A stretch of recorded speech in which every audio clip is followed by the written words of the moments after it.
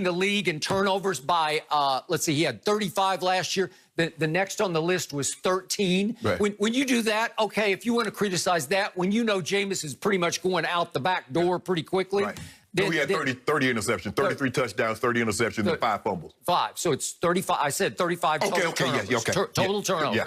The next on the list was 23, actually. Okay, so the point is, I had the great fortune of learning football from these men. Bill Walsh, the great Bill Walsh, Tom Landry, and Jimmy Johnson. I spent hours talking to all 3 of those men about how you coach pro football at the highest level. Did any of those 3 ever dare to criticize their franchise quarterbacks publicly? No. You don't. It's the golden rule because the position is too hard to play in the first place. And you don't want to undermine their credibility with the fans or with the locker room. Correct. You don't want to undercut them. You don't want to look like you cut their legs out from under them when they have to be the leader of the franchise on the field. The coach can't play.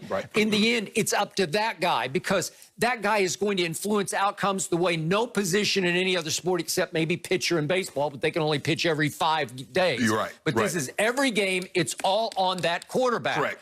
So you don't do this. You don't take little. They're so sarcastic. They're so dismissive. Like he just didn't. Mike just didn't get any targets. So let's look at what happened on Sunday night, shall we? Tom Brady came into that game having transformed the Tampa Bay Buccaneers, even in your point of view, into a solid football outfit. You know, where they were actually not turning the ball over. They weren't committing penalties. They weren't allowing sacks. It looked like they were on a roll. It looked like they had launched toward a home Super Bowl possibility. And Tom Brady, at that point, according to Pro Football Focus, had the most big-time throws in the whole league of any quarterback, and he had the fewest turnover-worthy throws of any quarterback in pro football going into Sunday night. Well, that's pretty great, given the fact that you're 43 and you started completely over with all new teammates, all new offense, obviously all new coaches, in a whole new setting, in a division you don't know. To get to that moment, that was pretty great. And then what happened? Tom wanted Antonio Brown.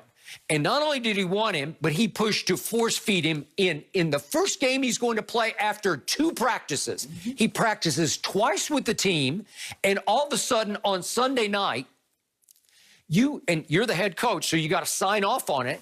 You play him 39 snaps. Those are starter snaps, right? Yeah. And what happened in those 30? You got 39 there. You played Mike Evans 43 snaps and Chris Godwin 47 snaps. But Chris Godwin hadn't played. He'd missed 4 games, but he's coming off broken finger. He's got it all taped up, you know, and he's trying to catch it without hitting the broken finger. It's hard, man. You know this. And the point is that look at the targets. Look at what happened. He throws 5 balls to Antonio. He throws 6 to Gronkowski, who, by the way, had one of the worst games of his career also. He throws 6 to Mike Evans and 6 to Chris Godwin. He also threw 6 to Fournette. Well, I can't distribute it any better trying to spread the sugar, you know, trying to keep him as happy as possible. I think the thing is that he's looking at it, Skip.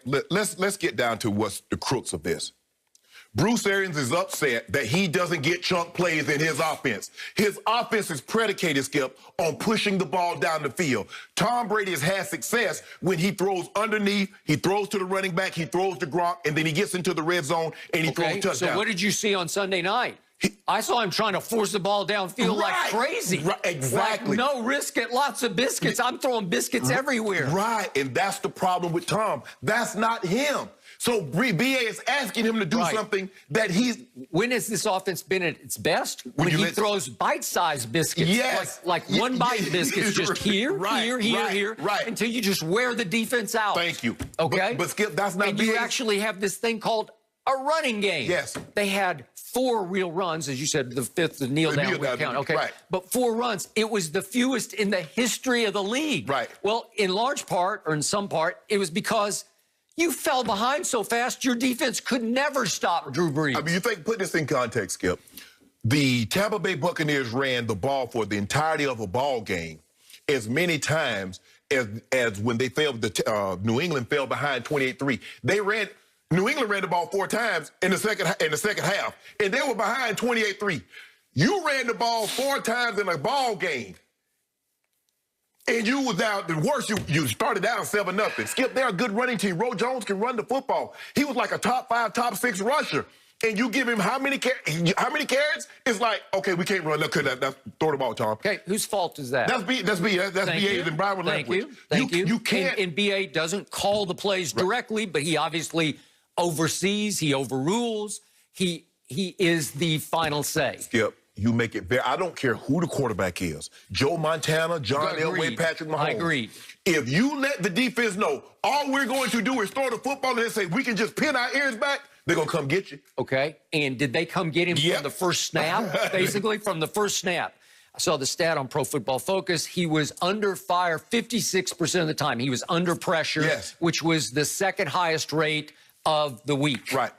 Okay. So we know this. I've told you this about Tom Brady when he's 23, 33, or 43. If you're all over him, he's not mobile. Right. And he has good pocket feet. He used to have great pocket feet, but he's not quite as quick as he used to be. He has what they call phone booth quickness. Okay? He can side to side. But you better give him a couple of seconds. He'll get rid of it fast. But if he has people in his face immediately and you don't allow him to step into his throws, it's going to be chaos. Right. And now he's trying to look for number 81, which happens to be Antonio Brown. Where's 81? Wait, I got 2 Pro Bowl receivers. I got the GOAT tight end. And I got a receiver who for 5 years was probably the best receiver in this league. Now what am I going to do? And I got maybe a second less than I've had in the 6 previous games, right? Dating back to the first New Orleans game. What do you think's going to happen? It's going to be chaos, and it was. And it got off wrong, and then even the bigger shock of the night to me is that Todd Bowles' defense couldn't even slow down Drew Brees until it was 31-0. Did they even punt? And I'm not so sure they would have slowed him down then if they didn't get that strip, that fumble, and Jerry Cook drops the ball. Okay. So it might have been 45-0 at one point. Okay, so it's not a day when you take shots at the GOAT franchise quarterback. You just don't do it. You can't tell me just because you got the big ego and you want to flex and you want to say, don't look at me, man. With the cane goal, don't look at me. It was him. I can't throw it. I don't know. Mike Evans is open a lot. He just didn't get enough targets. Well, he got 6 like everybody else got. Well, how about this here? How about you tell Thomas, Edward, Jameis, Winston, Brady Sr. to stop turning the ball over? Well, how much has he turned it over? Had he turned it over before Sunday night? Not very much. He had 4 for the year. And now he's got 7, 2, and 3. He has 5 out of 7 came against this team. Right. Okay? This team's got his number. This team has their whole number. This team has BA's number. Well, the thing that they can do that very few teams can do is that because they have 2 corners that can be physical, Janoris Jenkins and Marshawn Lattimore, they can be physical. They have a safety who can take the tight end and Malcolm Jenkins, and they have a front 4 skip. They don't have to compromise their back end by blitzing. They got 4 guys that can just go get the quarterback. And when you can do that, and without compromising your secondary, you can cause Tom Brady. Because what you want to do, Skip, the first play of the game you mentioned, Cam Jordan hit him. He hit him side his head, but I'm saying he got there. I don't care whether it's a foul or not a foul. He got there. He got there. And that was for like, hold on. This is the first play of the game, and I'm already getting hit. Normally, Skip, it take you a couple of a couple of series to get hit. And he's like, well, damn, this is what I'm up against tonight. And I told you, you would have taken some of the sting out of it if you throw a flag on that. At least you get a first down and 15 yards, and you feel like, okay, here we go. Instead, there's no flag thrown. And he got rocked, and he threw. It was his arms getting hit, and it was just a complete misfire. But see, I think the thing also, Skip, is that once you get the best thing to happen to Tom, and he'll never admit this, was him leaving New England, because so many things have to go right for him now. He needs a running game, and he needs max protection. Now, he has guys outside, but if you don't have time to throw it to him, Skip, I don't care who you got out there. You can have Jerry Rice, you can have Randy Moss and Chris, and whomever you want. If you can't get protected, you hit your back foot, and now you got to move, it's not going to work. So for them, they're going to have to get back. BA's going to have to sign up because, Skip, what I've learned in all my 14 years of coaching, coaches would rather lose their way than win someone else's way. And BA is winning. But he's not happy winning like that because that's not his way. Okay, so I ask you, what good did it, what purpose did it serve to criticize Tom Brady? What good did it do for the football team to criticize Tom Brady? Well, I don't think it does. I don't think any good because Tom says I didn't play well. Tom says I got to play better. He knows he has to play better. Who thought he did play well? Nobody. Oh, you probably would have gave him a B. No, if we gave him a grade, you gave him a B. I would not. But I would give him a D. See, but I tried to tell you. I warned you of this. But you told me they were looking forward to the Saints. That's why they overlooked the Giants. I agree. Now, I said, Skip, there are some things that I see because if that's Data, Skip, Giants should have beat them. If that's Daniel Jones turned the ball over, made horrible interceptions. If he was, it wouldn't even been close. They'd have blew the doors off the Bucs. I say, Skip, I see some things that's a problem. Now, I don't really pay any attention to Pro Football Focus, but since you like them, Pro Football Focus at the beginning of the season said the Bucs secondary was the weak link. And I see, when I look at them, I said they're young.